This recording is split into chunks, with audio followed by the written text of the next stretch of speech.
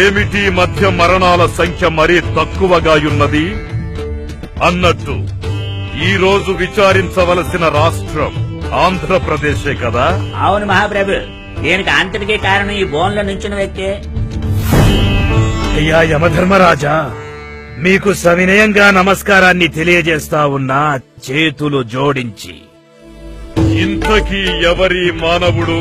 మన లోకానికొచ్చే మృతుల సంఖ్య తగ్గడానికి ఈ మానవుడికి గల సంబంధమేమి? ఈతగాడి నామం వైఎస్ రాజశేఖర రెడ్డి. ఆంధ్రప్రదేశ్ రాష్ట్ర ముఖ్యమంత్రిగా పనిచేస్తున్నాడు.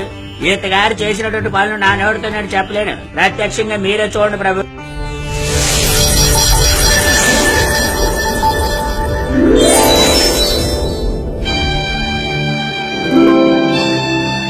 ఈతగాడు ఆంధ్ర రాష్ట్రంలో ప్రవేశపెడుతున్న పథకాలు ఇన్ని అన్నీ కాదు. ఉదాహరణకి ఆరోగ్యశ్రీ పథకం తీసుకోండి.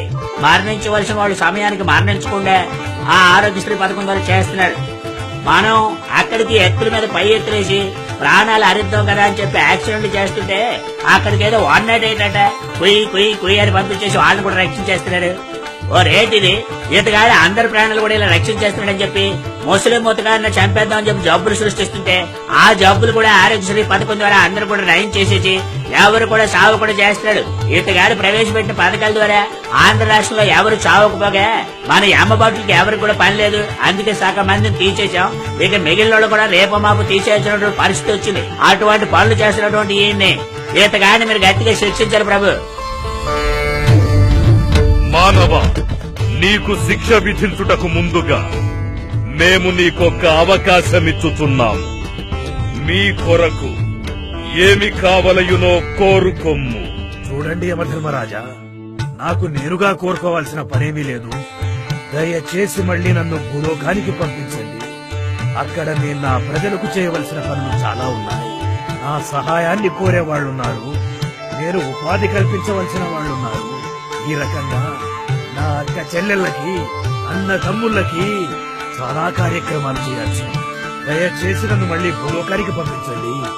ఇంతకన్నా నేను మిమ్మల్ని కోరేదేమీ లేదు. భళా వైఎస్ భళా, మీకోసం మేమిచ్చిన వరం కూడా ప్రజల కోసమే కోరుకోవడం చాలా అభినందనీయం. ప్రజల కోసమే పుట్టి, ప్రజలతో నడిచి, ప్రజలకు సేవ చేసి, ప్రజా సేవకై బయలుదేరి చివరకు ఇక్కడకు వచ్చితివి. అయినను ఇంకా ప్రజల కోసమే పరితపిస్తున్నాము. అటులైన మీకు మేము సరైన శిక్ష విధించదము. మంచి పనులు చేయువారికి భూమిపై ఎక్కువ రోజులుండే అవకాశం లేదు. అందుకే మీతో త్వరగా కర్తవ్యం పూర్తి చేయించి ఇక్కడికి రప్పించితిని. ఇక మీదట మీ అవసరం స్వర్గలోకమున ఉన్నందున అచటకు పంపించుచూ మీకు మోక్షాన్ని ప్రసాదిస్తూ శాశ్వతముగా స్వర్గమునందే ఉండేటట్లు ఏర్పాట్లు చేయడమైనది. మీలాంటి యుగ పురుషులు 1000 ఏళ్లకొక్కసారిగాని జన్మించరు. భళా వైఎస్ భళా.